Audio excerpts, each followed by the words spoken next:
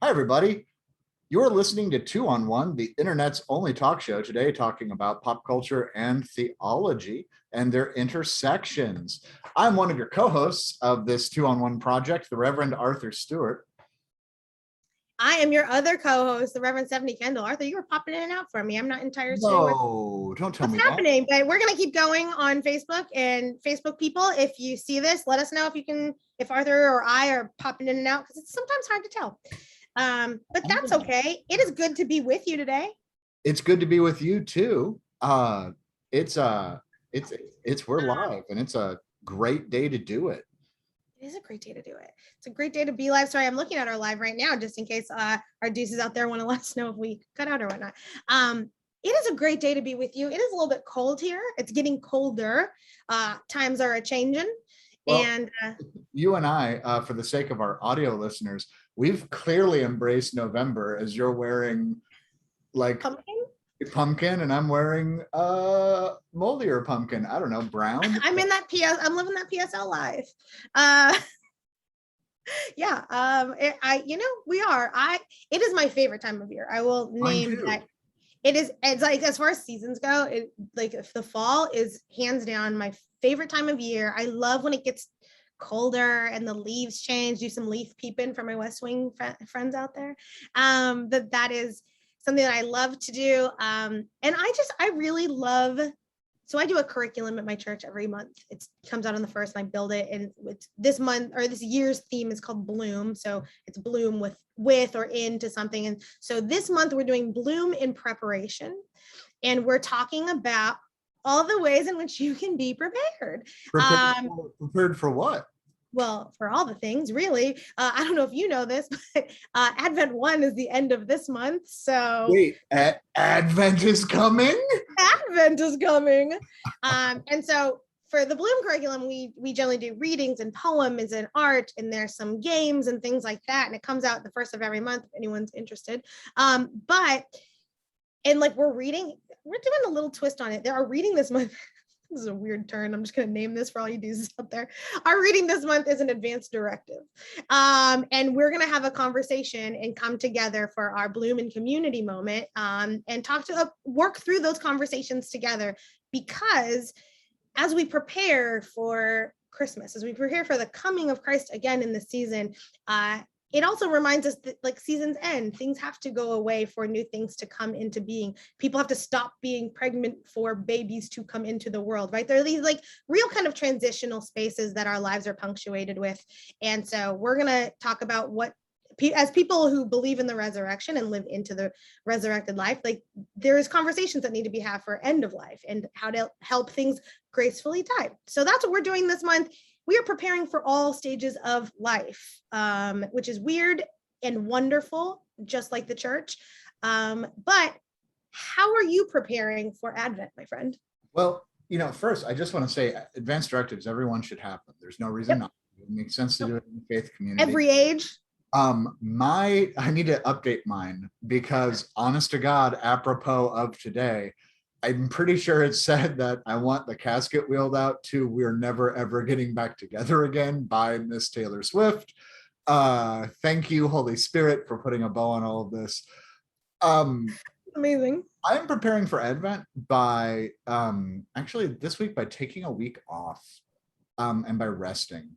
There's numerous ways to prepare, of course. If you are looking at the way that your liturgical textiles convey the stories, the meanings, the hopes, the symbols, and the calls of the Advent season or any season, might we commend unto you our lead sponsor, Jeff Wunrow Designs. For 17 years, I'm assuming now, Jeff Wunrow Designs has been making ordinary time extraordinary.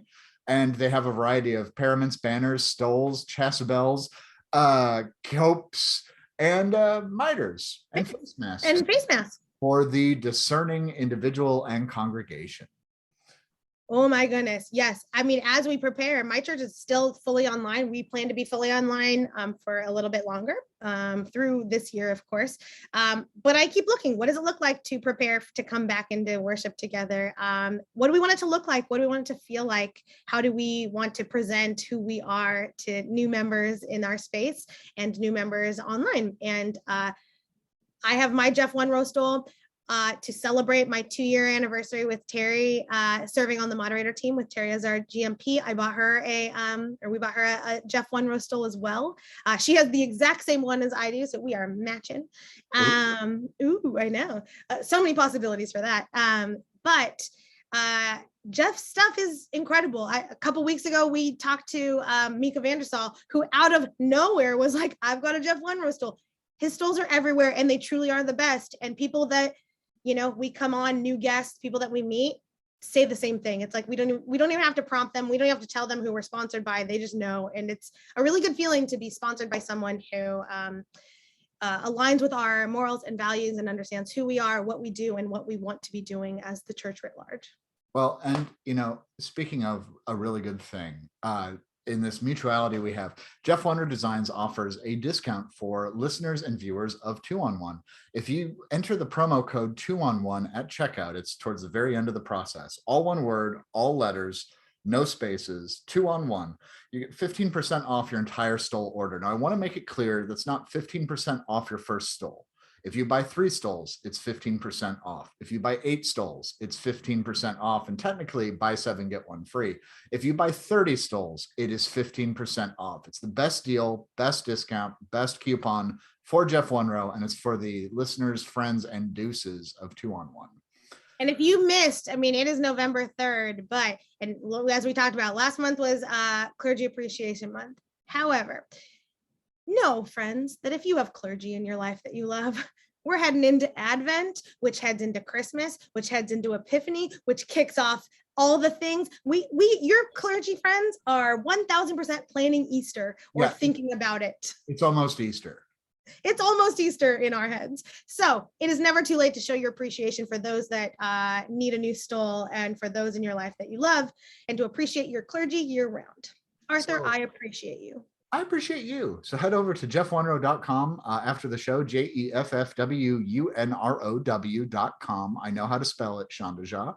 And go check it out. We thank Jeff Wonrow for being our top of the show sponsor. Hey, so we're going to transition. I'm excited today for a variety of reasons for our guest and our topic. The Reverend Josh Jackson is joining us to talk Taylor Swift. I think I've given him 30 seconds or so. I'm going to hit admit. Bring him in. Bring him in. There's part of it. And Reverend Josh Jackson, welcome to 2-on-1. Thanks for joining us today. Thanks for having me. I'm excited to be here. We're excited to have you. Very much. Okay, so who are you? What do you do? Great. Well, hi, my name is Josh Jackson. I use he, him, his pronouns, and I am the associate minister at Allisonville Christian Church in Indianapolis. I've been here a whopping 3.5 months, so still fairly new, but I just really love it. It's been such a wonderful time so far, and I really do feel like this is the best way to start out my full-time ministry. So here we are. Are you preaching the Sunday after Christmas or the Sunday after New Year's or both? Neither. I'm preaching on January 9th next. Not next. I'm preaching once in Advent, but then January 9th. I was like, that's 3 Kings, isn't it? Yeah. Sure. Epiphany. Yeah, maybe that's all. Well, that's the next one. As somebody who absolutely was exploited by and therefore exploits National Associate Minister Sundays, I don't even know what to do with that information, Josh. Well, good. Welcome and thank you for doing this today with us. That information is meant to say that our associates are full and called people of our community that don't just need to preach on certain Sundays and can preach during Advent and all the way. As someone who with his associate minister, we split up the calendar, we make it work. I'm not making any derogatory comments about associates. I was told as an associate minister, you will preach on the Sunday after Easter for the rest of your life, which I've taken to heart. And even as a senior minister, I preach on the Sunday after Easter. That makes sense. Yes. We can break cycles, my friend. We can, because that is what Taylor tells us to do. Exactly. So we're talking Taylor Swift today. Josh Jackson, why do you like Taylor Swift? Why did you choose her for your 2-on-1? Yeah, so basically she's my soulmate, I've decided. She doesn't know this, obviously, but maybe one day we'll figure it out. No, I've just always really liked her music. Like I can think back to middle school when like You Belong With Me came out, and like Love Story, all the ones that just were all the rage when I was younger. And it's just been kind of fun to grow up with her and see her change as I've grown up and changed. And I don't know, I really have loved her. She was also technically my neighbor in Nashville. She lived in the condo building next to the Disciples Divinity House at Vanderbilt. And you never So, went over there? no, although Reverend Samantha Copeland and I and Reverend Kelsey Cobbs, we saw her once. She was on the balcony with her dad, and it was the best day ever. Wow. Have you ever seen her in concert? I have not, which is a bummer. Next one, though, I'm making a point. I'm going to go. So we'll see when that happens. I love that. Well, I love that you bring Taylor. Our music episodes are few and far between, but they're always really well liked. And because I think music plays such a big part of who we are as people of faith, who we are as people just in the world. And I think Taylor has particularly spanned so many genres and generations. And so I wonder, Josh, if you see a connection between the ways in which she has come from being a kind of a soul country artist, right, back in the day, where it's just her and her guitar singing kind of more country or songs, into her expansive array into pop and kind of just generalized understanding. If that has informed how you see music in church, or how we should expand maybe music in church, like how can we as people of faith, let me rephrase this, how can we as people of faith utilize the way Taylor has been expanded to expand our own musical spaces in the churches and faith communities we lead? I think it's just kind of being bold with it. Like if you had told me however long ago she released Fearless, like 15 years ago, that she'd move on to like folklore and Evermore right now, and like the kind of really sad indie, like moody stuff, I wouldn't have believed you.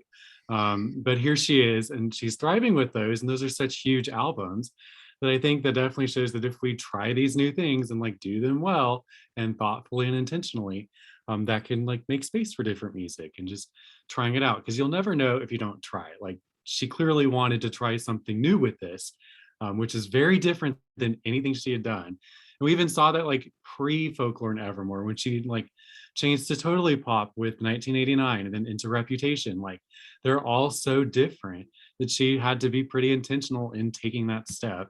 So that's it, and just seeing what fits with your church, I think.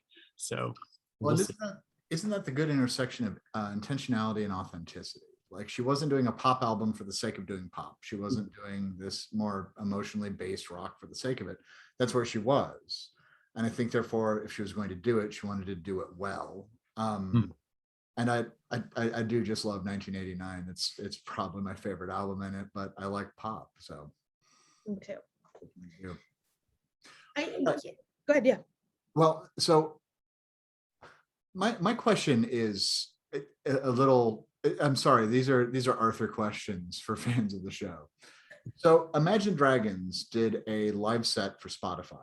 And at one point they're getting ready and he says, we're going to do this song by Taylor Swift. I really like the melodies in it. He's getting ready to do Blank Space. And the audience laughs. And he says, why are you laughing? It's a really good song. And then they do this really cool version of Blank Space where like they do Stand By Me in the middle of it. It was really good and good harmonies and such. So Taylor Swift hit that zeitgeist point where you love her or you hate her. That's not the case it's supposed to be, of course, but you know what I mean. Everybody has an opinion on Taylor Swift and it's either up or down. Yeah. I think it's evolved since then, but especially when she was, this teenager doing well, it was love or hate her. It's the same thing happened with Britney Spears. The same thing happened with Madonna. The same thing happens to female recording artists all the time. I say females. Okay, the same thing happens to females all the time. How do we as the church create gray space? How do we reject those dichotomies, especially for our female I'm not even going to say female because I think that is a limiting term, but you know what I mean. For how about this? For non-majority members of whatever congregational view it is. That was a long question. That was a little convoluted. Yep. So wait, is the question, how do we make space for people How do we make great space for the minority? Because, and I will say the minority in that Taylor Swift was wildly popular, very well received, one of the best-selling artists of all time even then, and yet she was placed in this up or down dichotomy because she was perceived as less than, in part, I would argue, because she's a woman. Yeah, I would also say age has to do with that too. Yes. I think I don't know, Josh, do you have I don't want to cut you off if you have an answer. Say, go ahead. I think, and we are all considered in the younger clergy, right? Like, regardless of if we should be, or like how even different in age we are to each other, we're all in that younger clergy space. And I think that there is something that, we have not done well in the church writ large to say that the opinions and expertise of that younger people have expertise, right? That we think of that as always something that's coming with age and other experiences. And I think that translates to people who identify as, LGBT or queer or women. It's just like we socially have not done well as saying, there is equitable value in your knowledge, experience, and vision and life with God as cis straight white men of a certain age. Because not even, I would say, younger cis straight. I mean, like, there's the ageism plays into it. And so if we can start to see God and the biblical characters as the forming teenagers that they are in every story, that they are forming and transforming and growing, right? Growth is a prayer unto itself. That if we can start to see that and name that in our spaces and lift that up and bring value and say, what do the high schooler kids think about, or making sure, like, I don't know, all those kids that we baptize at Easter and bring into the church, that we say, hey, saw you didn't vote at the last congregational meeting. Let me walk you through what that means. Let me talk you through how why you are a part of this, what those oaths mean, what in our baptismal vows, and how that plays into the wider church that you are called to be a part of with God. I think we can start to make space better. And in the same way, if some established people say, wow, these high school kids or this 12-year-old Taylor Swift making music out there, it's really good. It's really, like what a unique perspective these younger artists are bringing to the conversation writ large of music or performance art or whatever it is, and value it and not say, wow, she's doing good music at such a young age, but wow, she's doing good music. She's doing good music for a young person. Mm-hmm. Yeah, I think it's just she's doing good music. They are a person of God. They are a reflection of God, right? And not caveating it into for a woman, for a queer person, for a young person. Yeah. But that's just me. I don't know. I think we're headed into Advent and, we're about to watch a teenager give birth and no one is like, hey, teenage pregnancies, let's talk about it. But everybody talks about the donkey. The donkey. Sorry, I dominated that question. Josh, what do you think? How do you make space? No, I agree. And what I'm thinking about, like, at the core is like figuring out where that gray space should exist and who's missing from that. I took several classes at Vanderbilt from AJ, or Dr. Amy Jill Levine. She tells us to call her AJ, so that's sweet. But anyway, AJ wrote this book called Short Stories by Jesus, so all about the parables. And in the one about counting sheep, she talked about how in order to notice something is missing, you have to like count, and then you figure out like who's there and then what's missing. So I think that kind of calls the church to count and like take stock, and those who are established and those who do hold the power and influence in the church, to figure out who's there, and then intentionally notice who's missing and what they can do to actually make space for them, not just to say they have, we have X, Y, and Z in our congregation, but to have that intentional, welcoming gray space for those who aren't typically counted the way that the 99 sheep were counted. So that's how I kind of view it, is to start from there and then see what happens. I like that. I've been dealing a lot with welcoming and inviting lately. It's a theme from it. We've gotten pushback. The church I serve has all queer clergy. wasn't by design, it just kind of happened. And like we had some random folks saying, what does that mean? And what are the implications of it? It's like, right. So what does it mean if we start to become the hub for the transgender community of Wichita? What does it mean if we have a bunch of little gay college kids running around? I mean, like, it's not just you're welcome to be here, don't touch anything. It's you're invited to participate as Christ's body. And if you're part of the body, you're equitable. And I don't know. Yeah, and Dr. Gaffney has a book called Womanist Midrash, in which, as you know, kind of some of the first tenets, she has these questions that are 10 questions at the beginning of her book, that are like all the questions you should ask Scripture from a womanist lens, which I love, because as a white person, I want to make sure that I'm being faithful to asking certain questions that I think I've been trained to privilege that I don't need to ask. And so I'm intentional about asking those things. And it's that same thing that Dr. Levine kind of says, right? It's about saying who's not there, who in these stories that we have heard and know so faithfully are we not talking about, right? Who at the Last Supper, when it's just like Jesus and the disciples, well, no, there's like a billion more people at that table, like in that space, in that community, at that table. So who are they? What are their stories? And what do we have to learn and gain from what God is doing with them?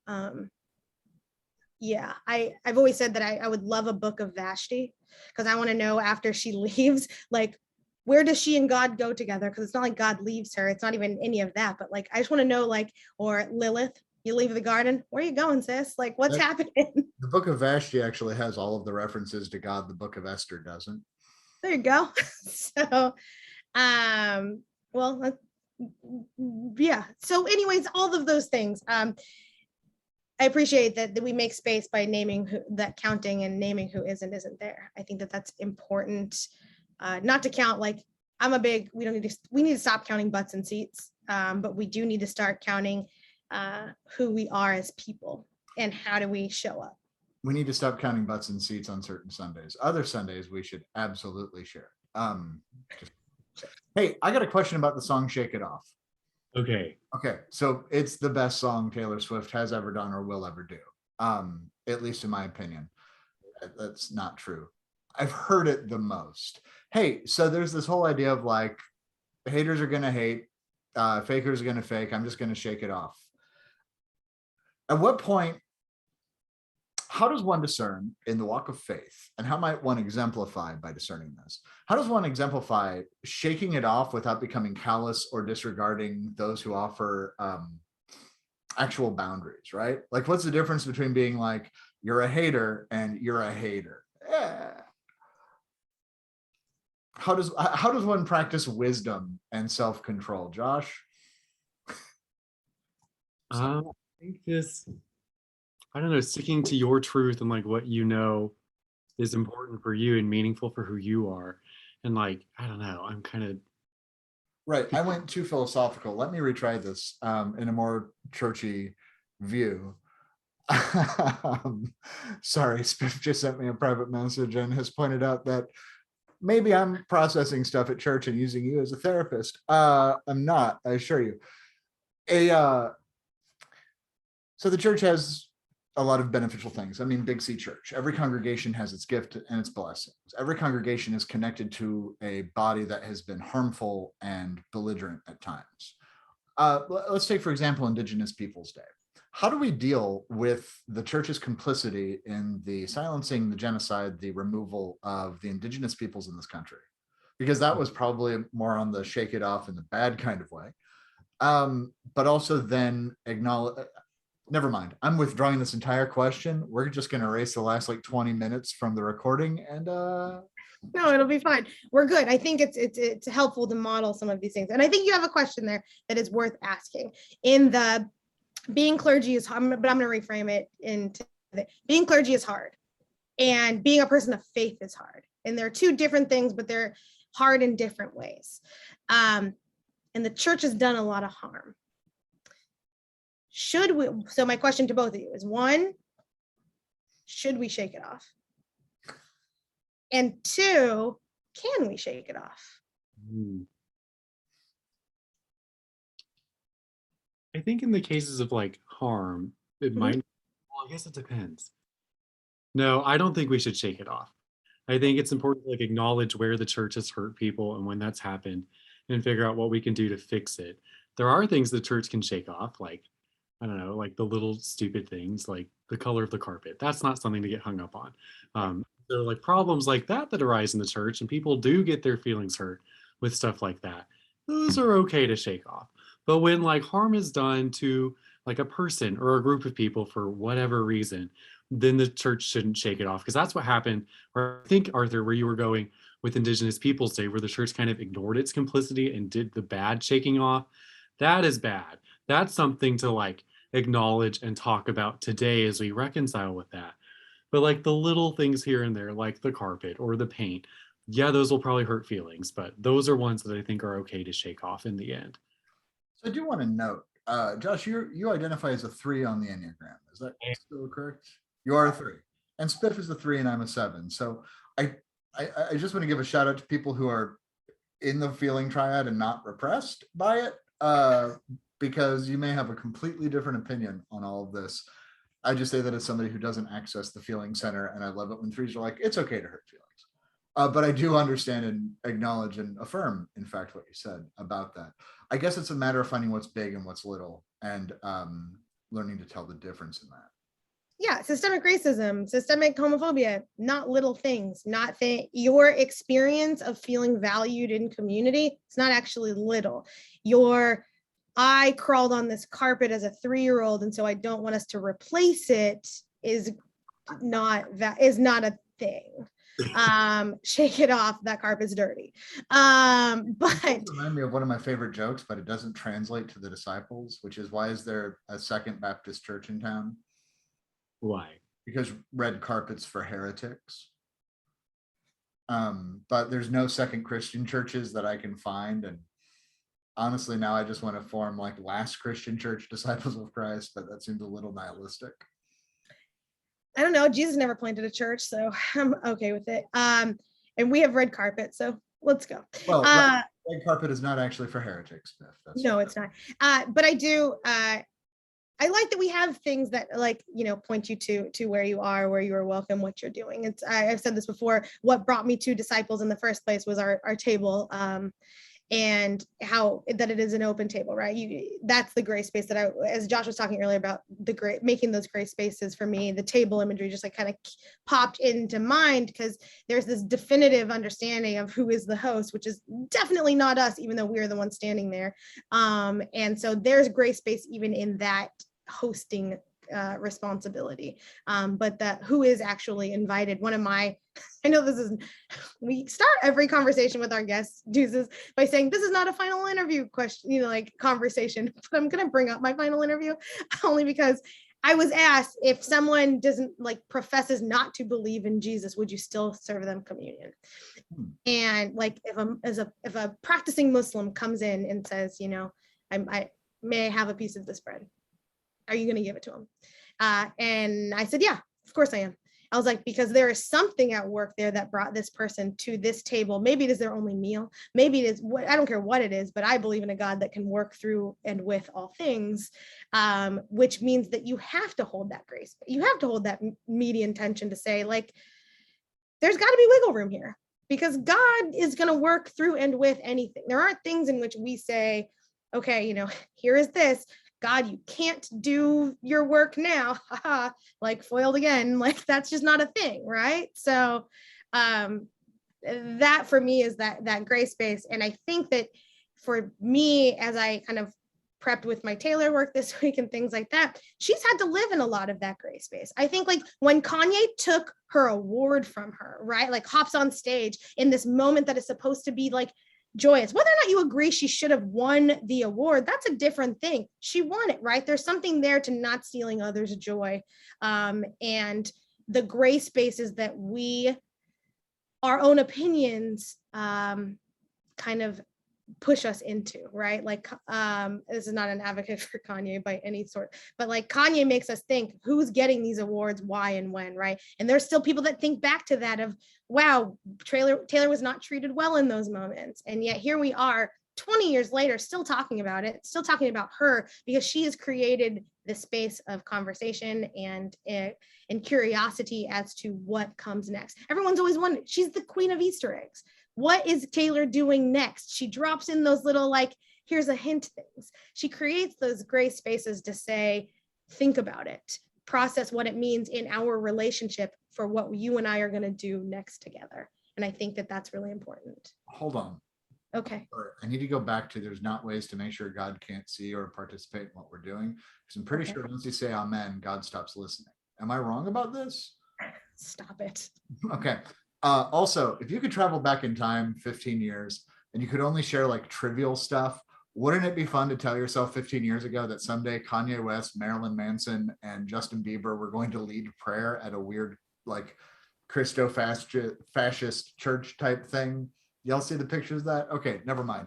Josh, I know what you're talking about, but yes. tell me about your vision of the table in this, because that is a good question. And this isn't a final ordination interview, but where is that gray space at the table for you?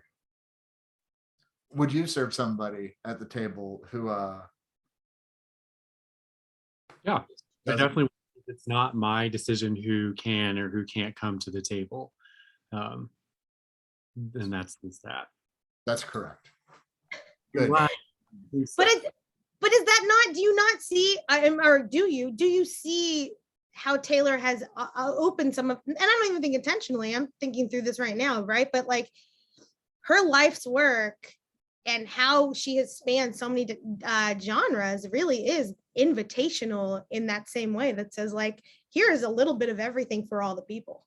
Yeah, I think so. And she does a good job with all of it too. So, what's your favorite song, Josh? no, and I don't why? know. Arthur asked me this in the email, and this is what took me so long to get back to y'all, because I couldn't decide, because I have several favorites from every album. And so right now I've decided I'm going to narrow it down to my favorites that she does not own yet, like the one she hasn't re-recorded, and my favorite that she does own right now. So my favorite original one is... This is a 3 answer through and through too, P.S. Yeah, as soon as I was like thinking about it, it's like, this makes sense, especially since they're all so compartmentalized for how I'm feeling, but whatever. Sure. One of them, my favorites, Holy Ground from Red. I really love that one. It's super fun, really uplifting, just really like it. And then my other favorite from her current stuff, it's probably Right Where You Left Me from Evermore, which is one of the more sad ones, but it's really good. It's just so catchy. It has a great message. So, but I don't know. I also really love Look What You Made Me Do, and I don't know what that says about me. I like it too. That one is so good. It was my most played song on Spotify in 2017, which is shocking because it came out in like late August. And my second most played song is Electric Love by Borns, which used to be my favorite song. I listen to it all the time. So somehow between August and December, I listened to Look What You Made Me Do so much that it overpassed that song that had been my most played for like the past 3 years. So I'm into it. I like it a lot. I'm glad you brought up Taylor owning some of her masters from Scooter and things like, and re-recording those things. I wanted to bring that up because I think, first of all, brava, like own your stuff. Like that's great. And I think it reminds those of us that create liturgy and create things in this world, how we can and should navigate ownership over those things. Yeah. But I'm wondering for both of you, how that might help us enter into conversations, because everyone knows about it, right? It is a real thing that like she is re-recording. It is, the fans are like, only listen to Taylor's version because those are hers, and we are excited. But what might it open up for us in conversation for our communities, to be able to say, we can do these old things anew and make them ours? That these songs that we have been singing for years that maybe have problematic language, but you just love, what does it look like to re-record them for us and say, and these are ours in this time and for these people? Holding on to the nostalgia that, continues with it, the love, the joy, the, spaces of grace that we've all experienced in some of those songs that also have some really problematic language for different people and for different reasons. Is that something that we can use to open up that conversation? I think that it is. I really appreciate the way that she's taking her agency and her voice and reclaiming this stuff that was stolen from her. But with that, as she's reproducing it, kind of shifting and changing things, she's also like releasing the stuff from the vault, which is stuff that she was told that was not going to be produced or like recorded. And so we're getting to hear more of this story and more new things as we go back to the old. And so I think that makes room to like embrace like things from the past and like bring them into something new, as we use our agency to do that the way that she is.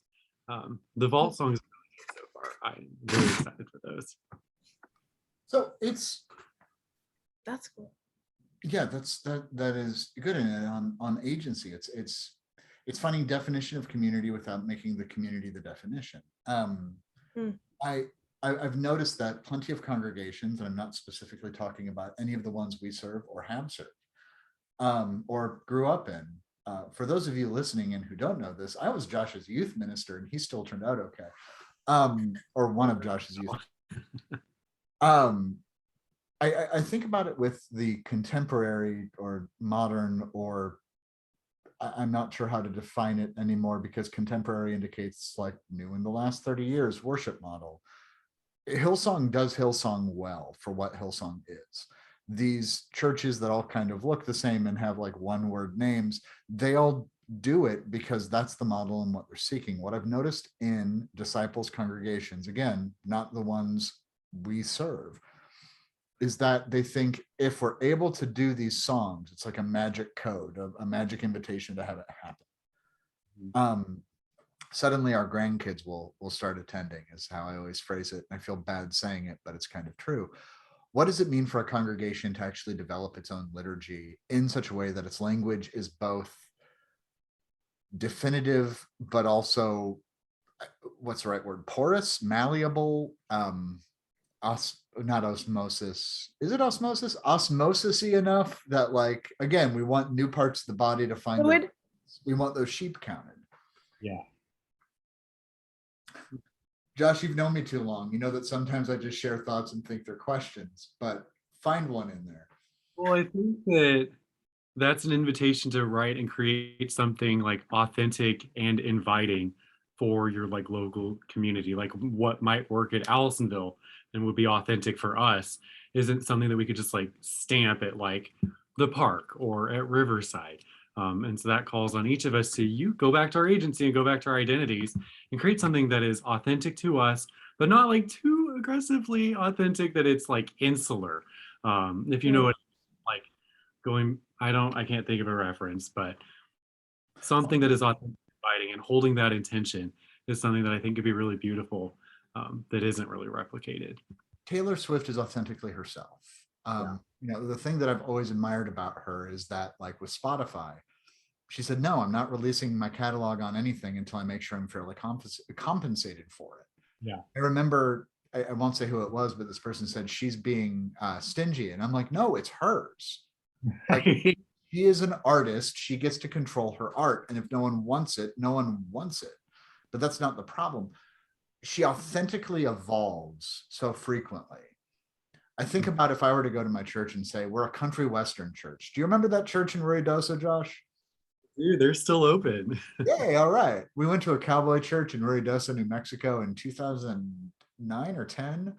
And they gave us an album of their band, and every song started with the same strum pattern. So they'd be like, this is a song about Jesus, and a 1 and a 2. Bum, bum, bum, bum, bum, bum, da, da, da, da, da, da. Every single song. Anyways, I digress.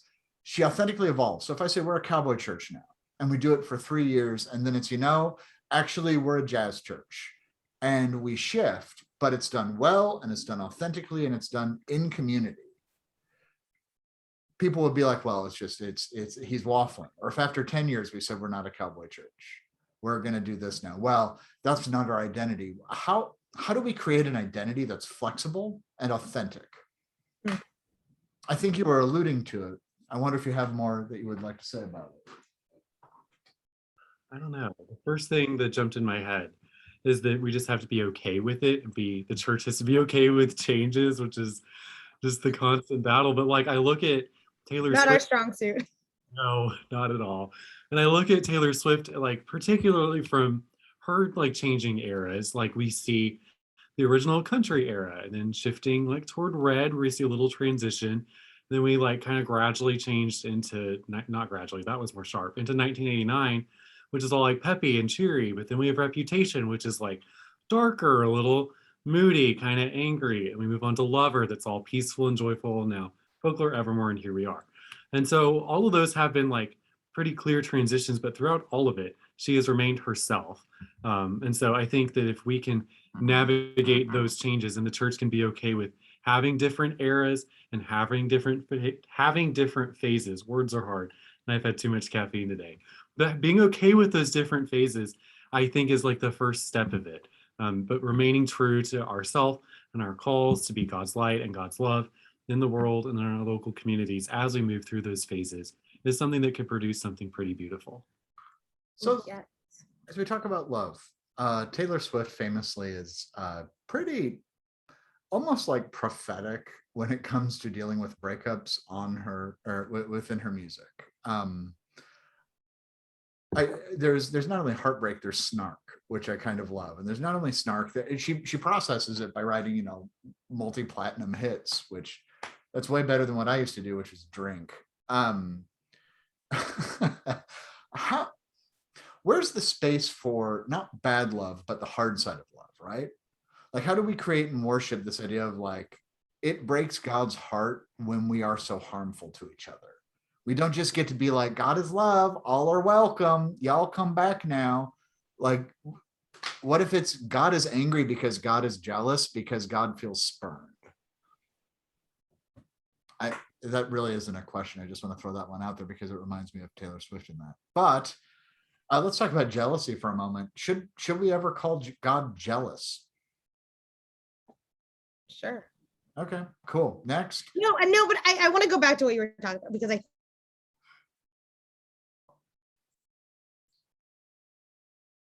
is that Taylor models personal growth through her songs, and how we grow is through relationship. And sometimes she shares that relationship growth in song. And I'm sure there's lots that we don't hear, right? We don't hear all of it, but we know enough of it. And I would say, because we know enough of it, right, and we have a clearer picture of who Taylor is overall.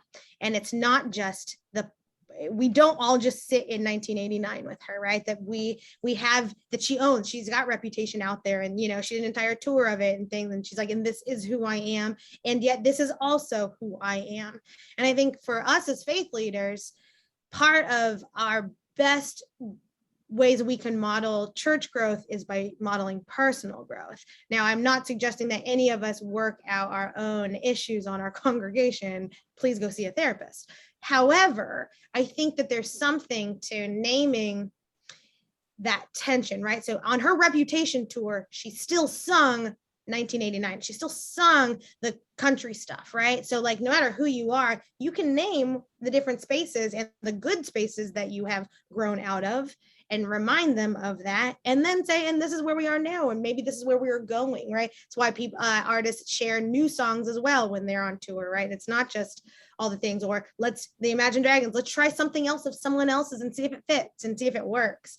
And so for us as faith leaders, I think what we can learn from Taylor's, both airing of her relationships in certain ways, and the changing themes of her albums and her kind of life spaces, is that we're called to do that too, right? And the church, I serve a church that is proudly led by a Black woman and identifies in queer and womanist spaces now. But I preached our 211th anniversary a sermon a couple weeks ago, and I talked about how that's who we are now. But none of us on staff, not a single one of us on staff at the park right now, like either in clergy or staff, and like the 90% of our congregation was in the vision planning of our original documents of this is the church that God is calling to plant and live into, right? And so I'm not saying that that's not who we are. There's still some of that here. The stained glass still has white Jesus. He's, it's here. we're still worshiping, we're the longest continuously worshiping church in the disciples, right? But we have these iterations of who we are. And if we don't name some of the hardships that we have gone through to get us to where we are, we only live in those good spaces, then we aren't allowing people to see the fullness of what God has done in this space. So it's change and transformation. Change being immediate and transformation being the effect. It's Monday, Thursday through Easter. Hmm. But we're in a season of Holy Saturday.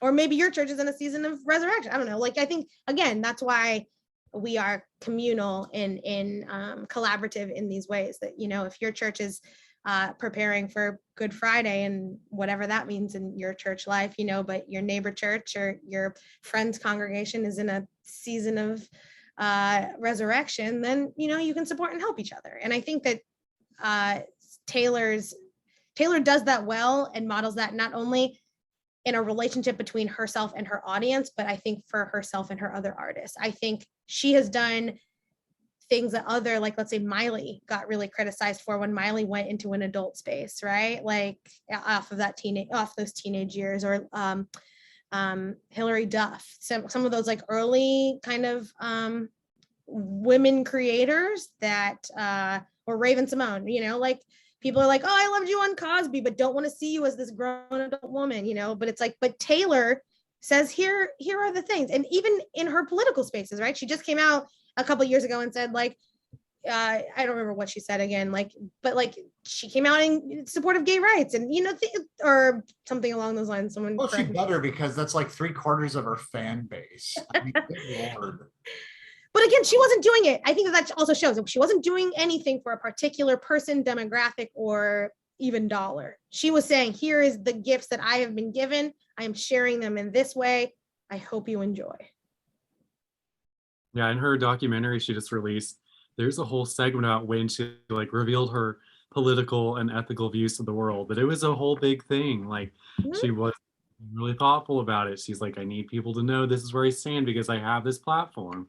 And here's what I believe. And I don't need that to be misconstrued, even if that might cost me some fans and some money. Yeah, she does do that well. Well, and that, I think, Josh, you just said it, right? Should that be the posture that every faith leader takes? That regardless of how many people I lose in my congregation, or if I lose my job, here's the truth of God's just work. Yes, Josh, who just started a call, his first call 3.5 months in. Are you ready to make a political affirmation at this point? When you know, I'm not saying that. I'm asking Josh and Arthur, and myself, should faith leaders be bold in their prophetic witness towards God's justice, or is there a limit to the ways in which we should show up there?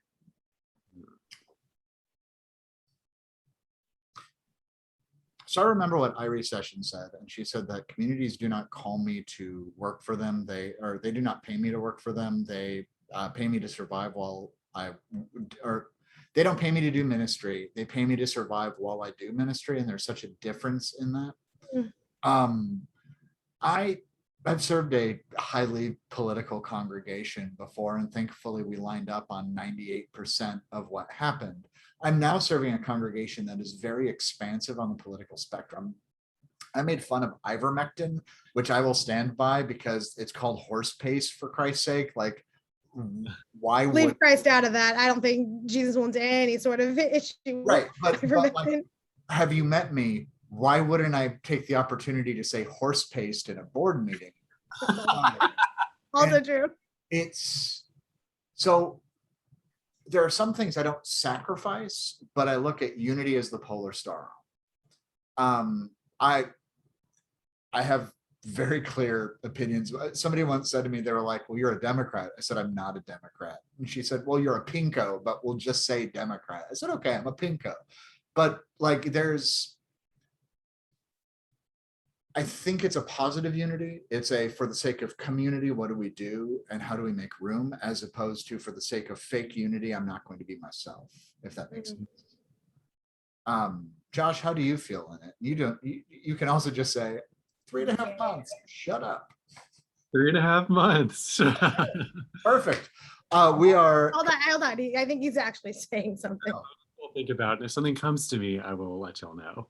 No, I mean, and that's fair, and I appreciate all of that, right? Because again, I was asked once, like, well, is your agenda to move people towards, your vision of what, your own morals and ethics? And I said, no, my agenda is to move people towards God.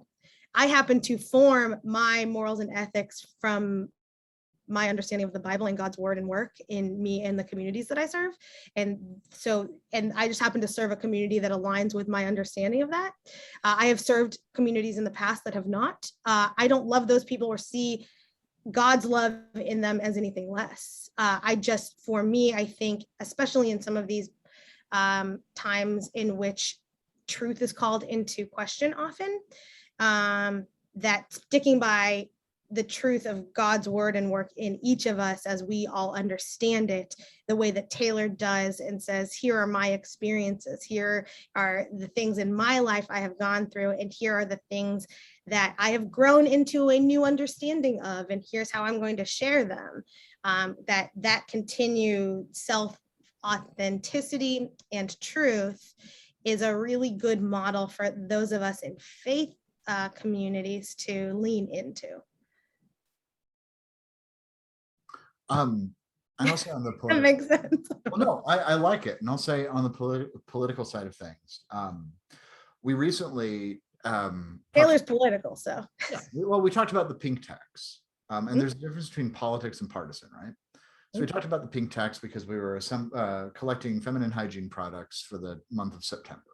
And it was kind of wonderful just to have boxes and boxes of pads and tampons and Because women only bleed in September. No, and actually what was cool is after this entire collection, we said this is enough for 23 women for 1 year on average. Wow. And it's like, wow. And also that's it, like considering the sheer amount of what we collected. Yeah. That being said, the pink tax of course, charges people for it's a tax on products that they need for living. And I said, so what if we decided that as a church, we were just going to reject this, that we're going to go up to Topeka and we're going to harass legislators, but we're also going to start collecting money to the church and then use our tax-free status to buy these products to give to these shelters. And we say we're using our nonprofit status to avoid taxation on purpose and actually kind of try to prompt our response. Because then if there's fallback or fallout on it, we can be like, we're a church buying tampons for people who don't have houses and the government's trying to hurt us. And then it becomes a political statement without being partisan. But perhaps I'm all over the place and I beg your pardon. Hey, we're coming up at the close of our time together. We do have a final question, Reverend. We do. We have run the gauntlet of this conversation. But I think, I'll name it as I think that was bound to happen because we could do a month of Taylor, right? She embodies so many wonderful spaces and has invited us even in spaces where, I'm like, oh, I don't love that maybe she did that or this. She invites conversation around it in ways that I find helpful and that I hope our bodies of faith and our collective unity of who we are as the body of Christ can be more curious rather than judgmental in all of those spaces to say, how might we grow together? How might we learn? How might we embody different seasons of our lives together and share our stories authentically in ways that can be heard and shared in lots of different spaces. So Josh, thank you for the invitation to think about Taylor in a more expansive way and think about the ways in which church, I think, can definitely learn from who she is, what she does, and how she brings communities together. I think that's really important.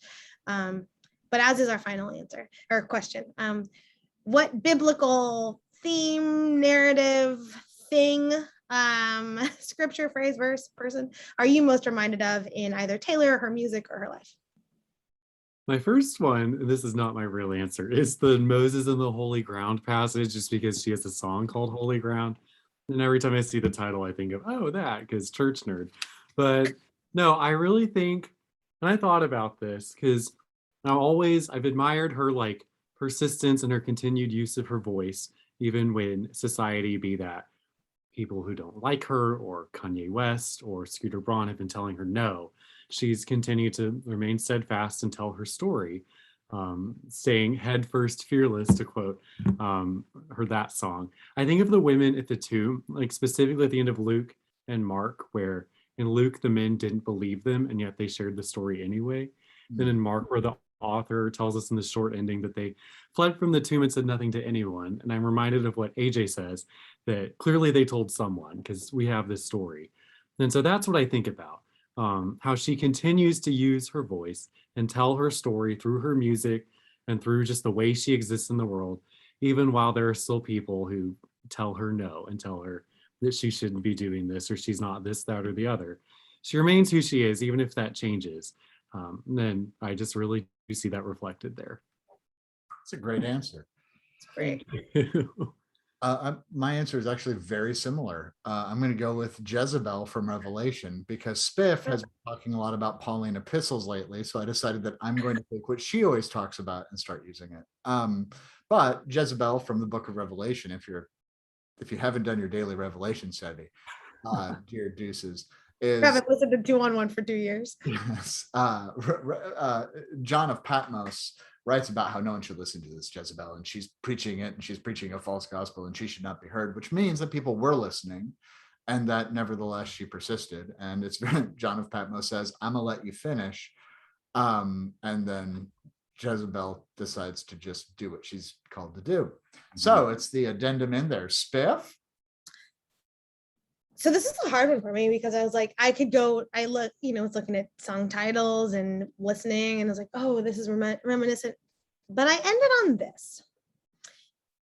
I think Taylor's version of all of the songs, all of her re-recordings, those remind me of the Dead Sea Scrolls, that they are the originals but new, that there is some that they're still translations, right? They're still not quite the Q source or whatever or the original source is, but it is closest to the original that we have and own as people of faith and use for the purpose of biblical interpretation and understanding God more fully in the context of which it was written, and also of how we are called to live today. So that is my shout out to Dr. Ariel Feldman, who taught my Dead Sea Scroll class. But literally when she came out with that, it was like almost an immediate response in my head, like not even for this conversation, but like when it came out in a while, I was like, oh, this is like such a weird parallel to like biblical interpretation and how we like reclaim and claim and re-record and reinterpret and what is ours and what isn't, and isn't it all God's and isn't it all Taylor's and isn't it all, and I was like, this is it. And so I was like, I just gotta lean in for this final answer.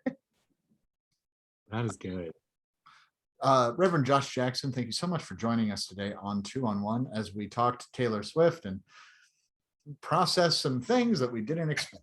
Taylor, listen, we were energized. I don't mind ever pushing back on either of us because it means that there's energy and passion around the topic, the themes, and the church, because that is who we are, as people of faith. We are called to lead. I'm also very excited that, it's Reverend Josh Jackson. Josh, while we have watched you kind of go through, you kind of came behind me in seminary in that space, and just the ways in which every year, the new people that get ordained bring new music to the church in ways that we need, and I'm grateful.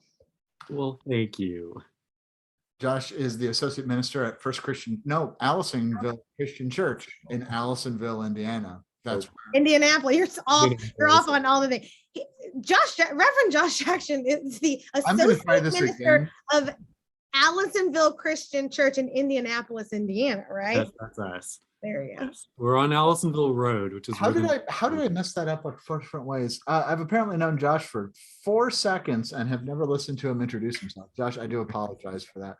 We're thankful so much to have you on 2-on-1 today. A reminder that 2-on-1, not just a reminder to you, Josh, but to everyone who may be participating in this conversation. 2-on-1 is sponsored by Jeff Wunrow Designs. Go to Jeff Wunrow, JEFFWUNROW.com. Maybe you're a brand new minister and you need liturgical wear for various seasons. Maybe you have that sweet, sweet ordination money. Now it is just directly to you, Josh. This has been 2-on-1. We will see you next week.